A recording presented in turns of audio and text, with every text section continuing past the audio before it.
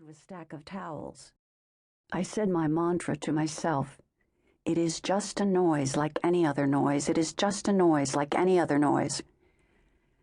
Cover it with chocolate and collect up all the cream, Romeo sang with the candy man, swaying me back and forth in a samba.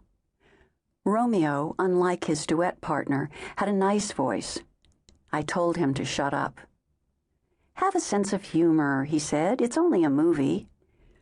It isn't a movie, I told him. It's a dangerous, deadly device designed by children so that they can rule the world.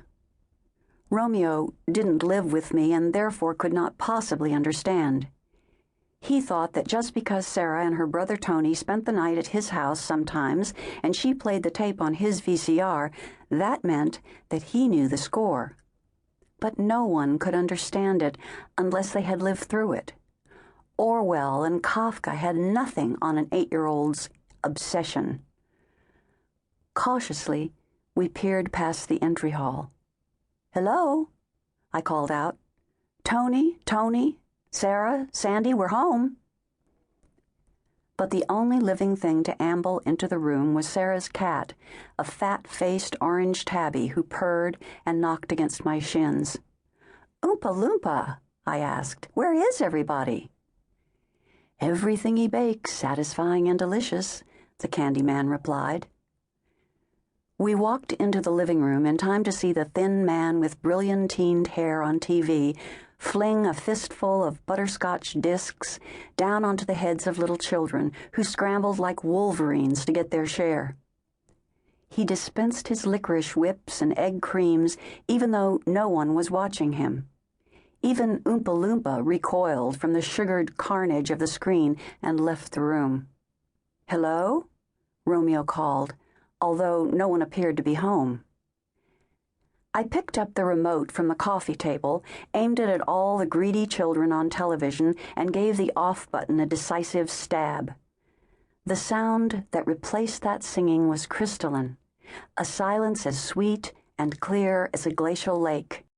Had there been a glass of champagne at hand, it would have been quiet enough to hear the bubbles burst.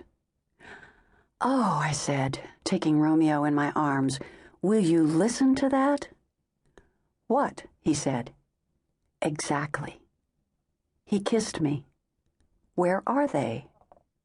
"Do we care?" I kissed him back. He nodded. "We care passionately."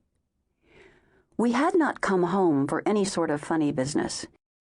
We had come home because I had remembered we had an extra case of gift enclosure cards in the hall closet, and we were almost out of them at our flower shop.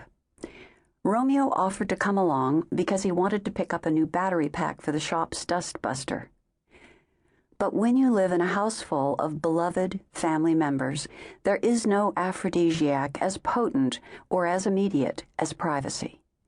Youth is all about finding an opportunity to be alone with the person you want to be alone with, and once you are, you get pregnant, and from that moment on you're never alone again. Romeo and I were 63. Between us we had 2 houses, 2 flower shops, 8 children, and 10 grandchildren.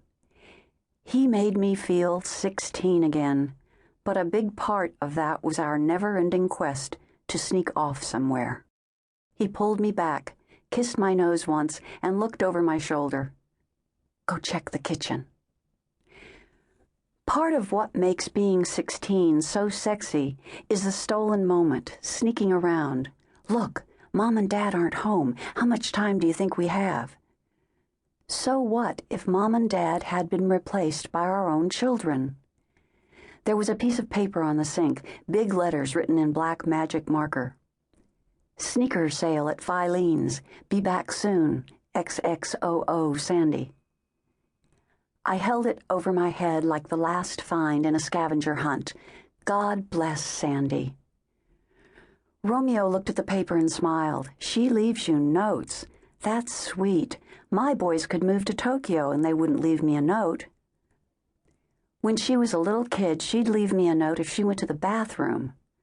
I wrapped my arms around his waist and buried my nose, still damp and cold from October wind, unabashedly into the side of his neck.